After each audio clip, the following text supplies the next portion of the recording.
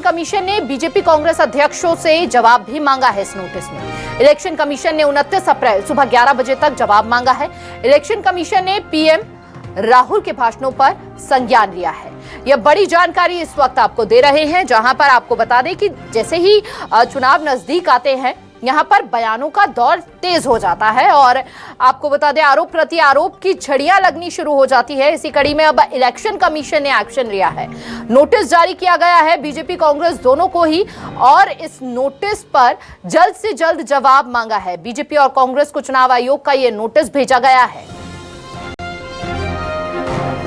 चुनावी भाषणों पर आयोग ने यह नोटिस दिया है।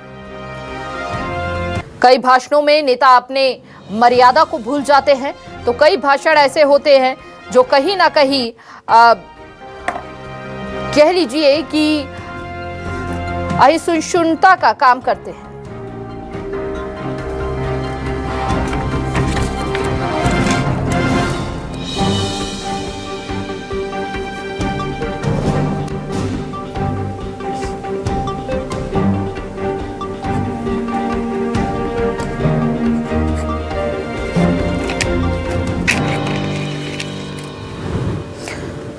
और इस खबर पर ज्यादा चर्चा करने के लिए हमारे साथ डिप्टी एडिटर संजीव त्रिवेदी जी जुड़ चुके हैं।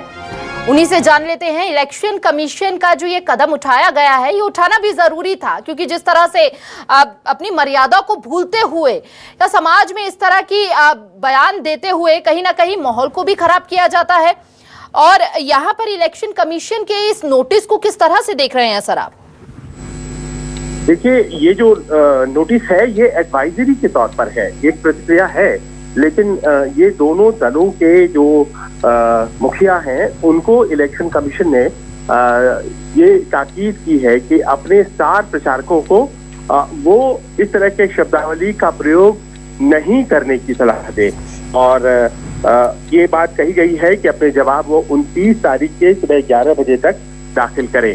अमूमन ये होता है कि जिस व्यक्ति के खिलाफ नोटिस शिकायत होती है उस व्यक्ति को सीधे कहा जाता है, लेकिन यहाँ पर उनकी पार्टियों को कहा गया है। आपको याद होगा प्रधानमंत्री के खिलाफ जो शिकायत थी, बांसवाड़ा में उनके भाषण को लेकर के शिकायत थी, और राहुल गांधी के खिलाफ भी भारतीय जनता पार्टी ने शिकायत की थी उसी दिन तमिलनाडु में उनके भाषण को लेकर के, और उसी का नतीजा सामने आया है कि आज ये कार्रवाई की गई है इलेक्शन कमीशन के द्वारा।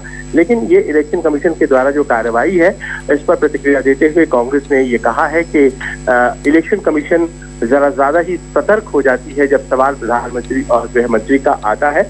लेकिन साथ ही ये भी जोड़ा है कि आज तक कभी भी ऐसा कभी नहीं हुआ कि प्रधानमंत्री के खिलाफ शिकायत पर इलेक्शन कमीशन को इस तरह से करना पड़ा, चाहे वो मनमोहन सिंह हो या अटल बिहारी वाजपेयी हो।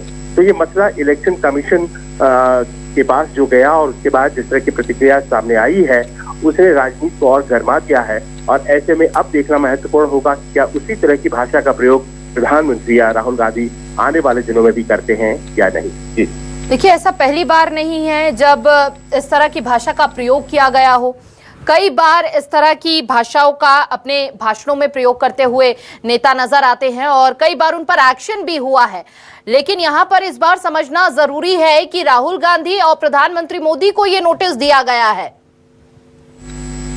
देखिए, राहुल गांधी और प्रधानमंत्री मोदी के खिलाफ शिकायत थी और नोटिस जो है उनकी पार्टियों के अध्यक्ष को दिया गया है, और उनकी पार्टियों के अध्यक्ष थे यानी कि मल्लिकार्जुन खड़गे और जेपी नड्डा जी से ये कहा गया है कि इस नोटिस के आलोक में अपनी स्थिति को स्पष्ट करें। ये भी अपने आप में बहुत महत्वपूर्ण है, क्योंकि पिछले दिनों आपको उदाहरण याद होगा जब रणदीप सुरजेवाला ने हेमा मालिनी के बारे में कुछ कहा था तो सीधे नोटिस उनको गई थी, और उनके जवाब के बाद उन्हें 48 घंटे के लिए प्रचार न करने की ये बाध्य किया गया था, बैन लगाया गया था। पूर्व में भी इस तरह की कई घटनाएं हुई हैं। पिछले चुनाव में योगी आदित्यनाथ रहे हों या फिर बहन कुमारी मायावती रही हों, इस तरह के बैन लगाए जाते हैं। लेकिन इस मामले में बैन तो नहीं लगाया गया है, ऊपर से एडवाइजरी दी गई है और जवाब मांगा गया है। बिल्कुल, और यही उम्मीद की जा रही है कि कहीं ना कहीं अब लिमिट्स तय हो जाएंगी, यानी कि अब जिस भाषा का प्रयोग किया जाता रहा है अब तक, उन पर कहीं ना कहीं अब रोक लगती हुई नजर आ सकती है।